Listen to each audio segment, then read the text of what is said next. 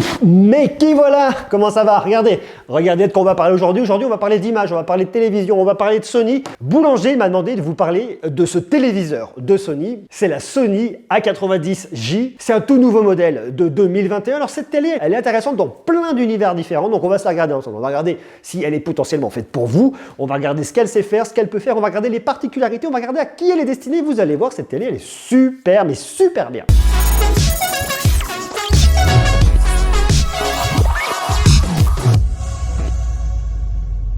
Pour tout vous dire, je vais être très clair, l'année dernière, j'ai testé une télé de Sony. Ça fait donc quelques longs mois déjà que je suis utilisateur d'une télé de Sony, pas ce modèle-là, mais un modèle de l'année dernière. Je l'avais déjà présenté ce modèle-là en vidéo sur YouTube. Et quand Boulanger est venu me dire, tiens, on a une nouvelle télé de Sony à te faire tester, j'ai dit, bah, bien évidemment, je suis intéressé parce que je connais la qualité de leurs dalles, les dalles Bravia de Sony qui marchent super bien. L'idée de ne pas avoir de haut-parleur, mais d'avoir un écran qui vibre, d'avoir une dalle qui vibre et qui vous restitue du son en plus avec 2 caissons de base 10 watts, j'ai trouvé ça super intéressant. Je vais vous expliquer d'un point de vue technique ce qu'il y a à l'intérieur.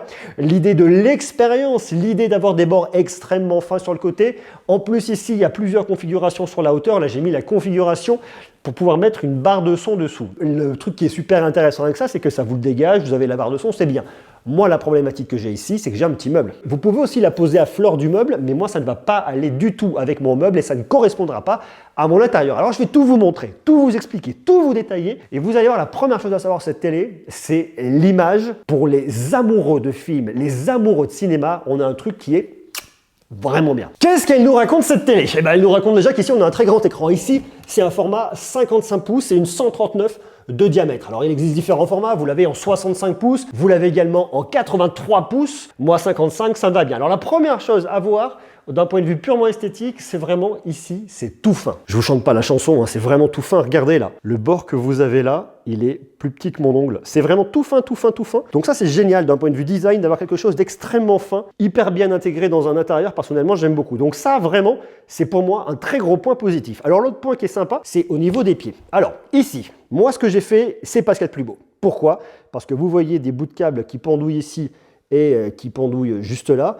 Mais moi, j'étais bloqué. Pourquoi? Eh bien, tout simplement à cause de la largeur de mon meuble. Si vous regardez, là, je suis à l'extrémité. Et si on vient regarder là, eh bien, je suis également à l'extrémité. Et normalement, cette télé, elle ne fonctionne pas réellement comme ça. Elle est faite pour être posée à fleur comme ça. Soit vous venez la poser à fleur et effectivement, ben, votre écran, il vient vraiment se positionner sur le bas et vous ne voyez pas tout ça, vous ne voyez pas les passages de câbles. C'est la raison pour laquelle ils ne vous ont pas intégré de passage de câble, contrairement au modèle que j'avais l'année dernière où le passage de câble, il se faisait directement dans les pieds. C'était beaucoup mieux. Là, ici, ils ont pris le parti de se dire, ok, ça va être un poil plus large. Sauf que moi, mon meuble, il est vraiment optimisé pour un 55 pouces, ça ne peut pas dépasser. Le problème, c'est que le pied, dans l'autre configuration, il va arriver sur le côté ici comme ça et pareil de l'autre côté. Et chez moi, c'est pas possible. Ce qui fait que la télé, elle tenait pas sur mon meuble. J'ai donc dû le mettre en position comme pour avoir une barre de son. Alors, il existe une troisième position où vous allez pouvoir mettre les pieds au centre là. Mais bon, je trouvais pas ça non plus très pratique. Donc, préférez le mettre comme ça. Donc, avec ou sans barre de son, ça ira très bien comme ça et ça dépend une fois de plus de la taille de votre meuble. Il y a un autre truc qui est assez sympa, que nous a fait Sony à l'arrière. Ils nous ont mis plein de caches pour venir planquer les connectiques. Bon, alors normalement, vous êtes contre un mur, ça se voit pas trop, mais ils ont le souci du détail, ils ont dit on va mettre des caches. Bon, je vous montre, vous allez voir, c'est pas mal. Déjà commencé par... Voilà. Alors, regardez, j'ai déjà un cache qui est là, qui vient s'enlever. Où là, effectivement, je vais avoir mon alimentation générale. J'ai un autre cache qui est planqué, je crois, juste ici. Je vais retrouver mes connectiques. Troisième cache, pareil, je tire. Et je retrouve ici mes connectiques sur le côté. Et là, vous avez des connecteurs pour venir brancher un ampli qui vous permettra d'utiliser le système son de votre télé comme enceinte centrale dans un système de home cinéma. Vous avez une entrée vidéo, une prise jack. On a 2 prises USB.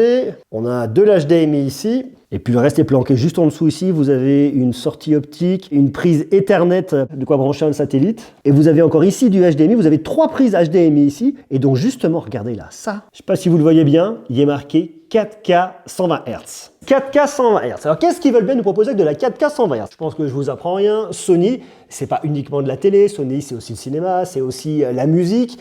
Et Sony, c'est également le gaming avec les consoles et notamment avec la PlayStation 5 qui était sortie l'année dernière. Et on a donc ici une entrée 4K HDMI 120 Hz pour avoir le maximum de fluidité pour les expériences de gaming. Alors là, je trouve ça super intéressant. C'est-à-dire que vous venez brancher votre console ici, qui va supporter du 4K à 120 images par seconde. Vous allez pouvoir aller beaucoup plus loin au niveau de l'expérience de gaming avec un taux de rafraîchissement 120 Hz dès lors qu'il est supporté par votre console, bien évidemment. Et c'est un peu l'idée. On va donc ici, avec ce téléviseur, Sony cherche à draguer les gamers. On a donc une très bonne expérience au niveau de la dalle pour du visionnage, notamment avec une dalle OLED 4K UHD, avec tout plein de technologies que maîtrise parfaitement bien Sony. Il y a la technologie XR Contrast pour une luminosité et des contrastes totalement ajustés, XR Color pour avoir des couleurs complètement réalistes, XR Clarity qui vous permet de faire un upscaling jusqu'en 4K, c'est-à-dire que si vous avez un contenu Full HD, eh bien il va pouvoir venir monter en qualité pour avoir une qualité 4K même si la source n'est pas 4K. La technologie XR Motion Clarity pour avoir une action plus fluide, plus lumineuse et plus claire. Et en plus de ça, vous avez un capteur de lumière RVB qui va venir optimiser les couleurs par rapport à l'éclairage. Si vous mettez des couleurs plus froides ou des couleurs plus chaudes,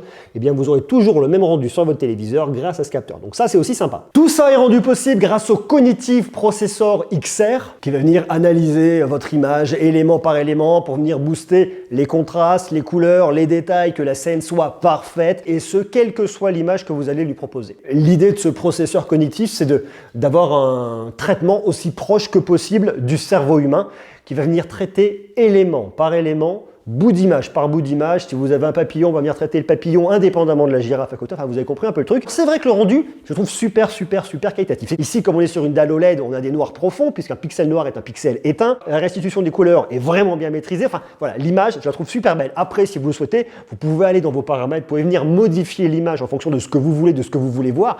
Mais comme elle est là nativement, ça marche vraiment bien. Alors moi, il y a une techno qui m'avait vachement surpris l'année dernière. J'avais jamais testé de téléviseur de Sony auparavant. Je l'avais vu dans des salons, je l'avais vu dans des magasins, mais je les avais jamais essayés. Eh bien, c'est ce qu'ils appellent l'acoustique surface. Donc ici, on est sur de l'acoustique surface audio plus. Alors, je vous passe le nom de la techno, je vous explique ce que c'est.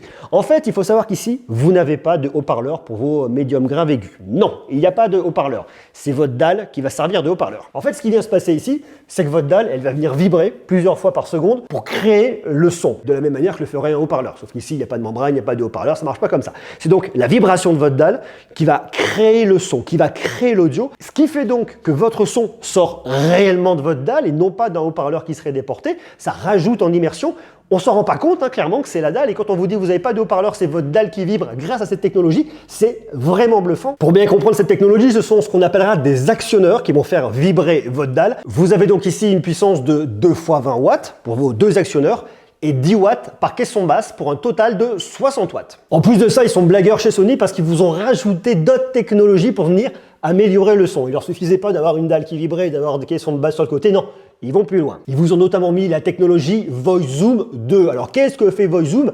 Eh bien en fait c'est une analyse du spectre pour repérer les voix et pour les détacher, les rendre plus claires. Ce qui fait que si vous êtes dans un environnement où il y a du bruit autour de vous et vous n'allez pas forcément réussir à bien capter le son des voix, eh bien les sons vont sortir plus clairs, le reste un peu plus atténué pour mieux venir les distinguer. Vous avez également une technologie son Surround XR qui va venir répartir le son à 360 degrés autour de votre téléviseur pour vous le captiez avec plus d'immersion. Et puis en plus, on a l'expérience Google TV. Google TV, c'est super intéressant. Alors qu'est-ce que Google TV va venir vous apporter ici? Google TV, c'est le successeur d'Android TV. Et ce que Google TV va faire, c'est vous apporter une expérience qui ira toujours plus loin dans l'univers Google. Ah Roxy, t'es d'accord avec moi? Ouais, je suis super d'accord avec toi, c'est génial Google TV.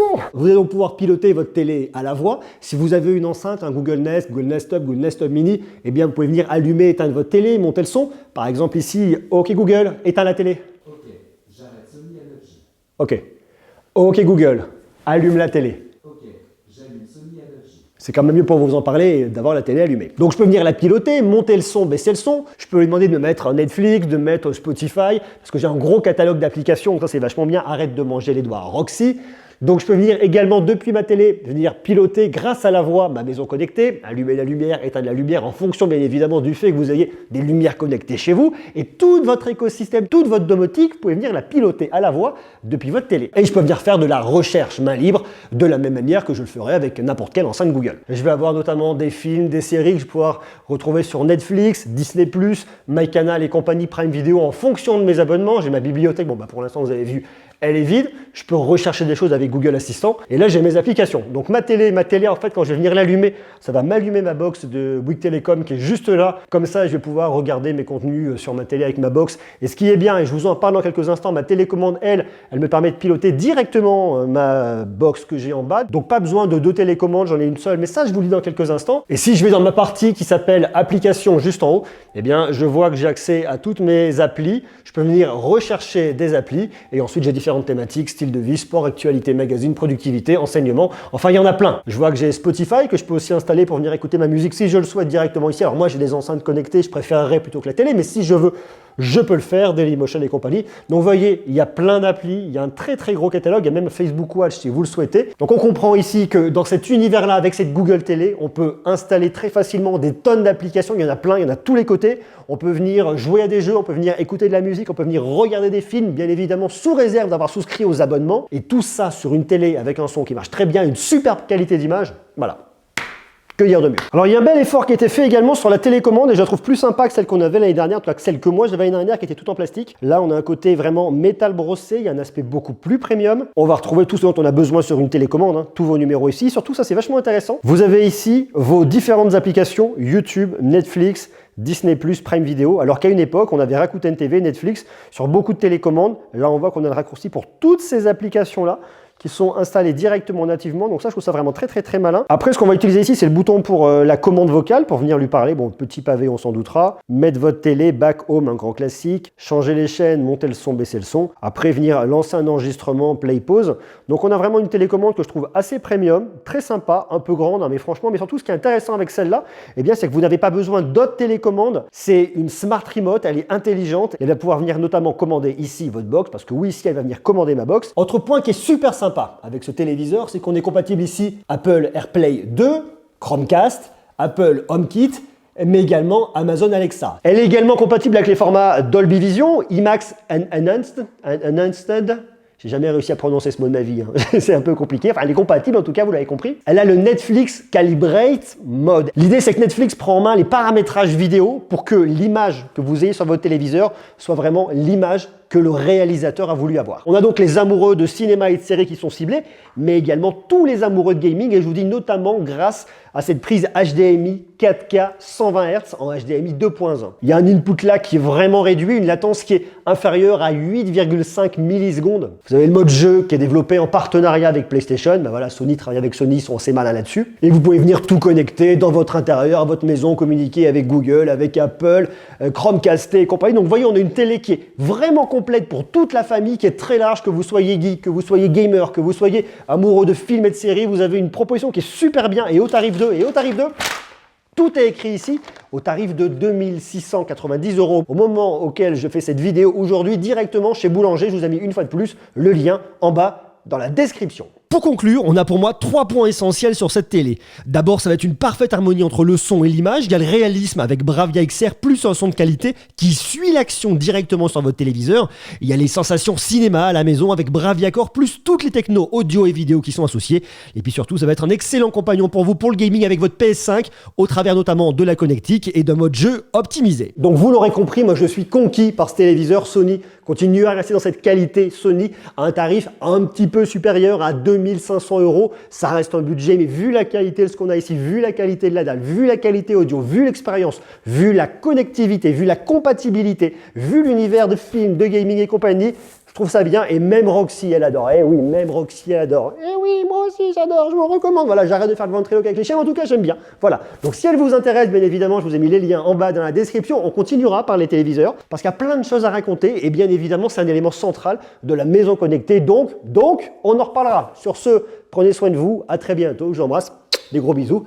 Et puis à bientôt. À bientôt. Tu dis au revoir, Roxy. Salut. Ciao.